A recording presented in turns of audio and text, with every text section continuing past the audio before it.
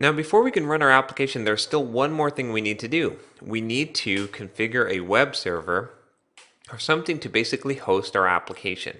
And for this course, we're just going to use Apache Tomcat. Apache Tomcat is basically just a very simple Java web server. And what it does is it implements the open specification for Java servlets and Java server pages. It doesn't do a whole lot more. There's some add-ons, there's some additional functionality. It's not a full-fledged Java enterprise application container, but it works for this purpose of using as a web server, and it has some nice integration into Eclipse, and it's fairly lightweight. So what we're basically going to do is we're going to configure Tomcat right now inside of Eclipse, and we're going to deploy our application to a Tomcat instance. So configuring Tomcat inside of Eclipse is pretty easy.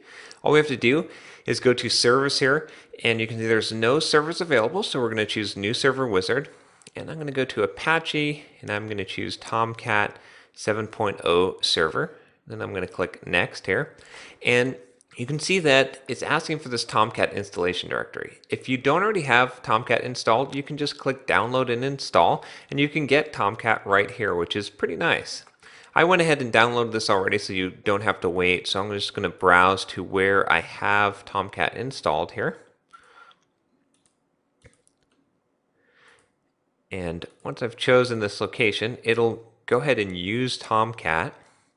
And I'm going to go ahead and choose to configure my Tomcat instance with our application. So we're just going to select it and select add, and this basically just adds the configuration to the server to be able to run our application. And then I'm going to click finished here, and then what we want to go ahead and do is to try and start this up, and we want to make sure that this starts without any problem here.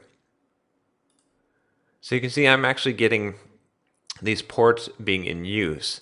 So I'm going to go ahead and make sure that I don't have it running. I might have another instance running, and I'm going to stop any other instances that I have.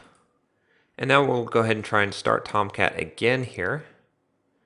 And now we're seeing what we should be seeing here. We see that Tomcat has started and it's synchronized here. If we look at our console here, we shouldn't see any errors inside of this console. You want to watch for errors here because you could be troubleshooting problems that don't exist in your application if you see errors here. So this is really important to check.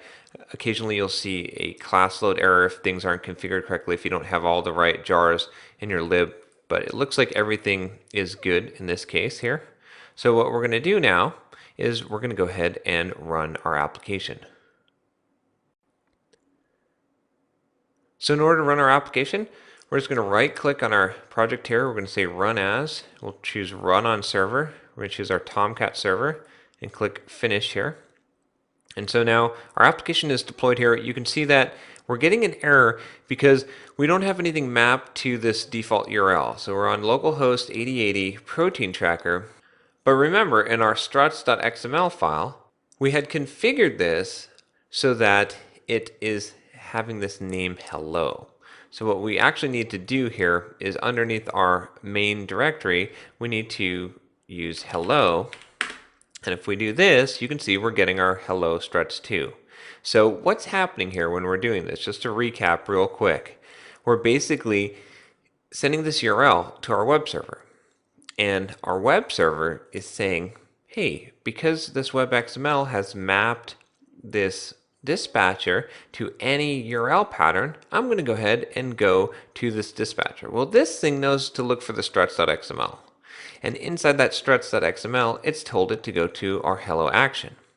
So our hello action is going to execute. It's going to call this execute method on here, which is going to set our greeting. And then it's going to return success. Well, then the control is going to return back to that dispatcher, and it's going to look at that struts.xml and see that success should map it to this hello.jsp. So it's going to return that result. Now the hello.jsp is going to be evaluating this tag, and when it does that, it knows how to grab essentially this property off of this action called greeting. And you can see that this is actually working because we could change this. We could actually add a bunch of exclamation marks here. And you can see actually what's nice also inside Eclipse here is that did you see that this reloaded when I made a change to this code here? So I don't actually even have to rerun this. It automatically reloaded my code. And so if I just hit this URL again, we get the exclamations. So that's it. There's a simple application. This is the basic start of a struts application. And from here, we can start building out.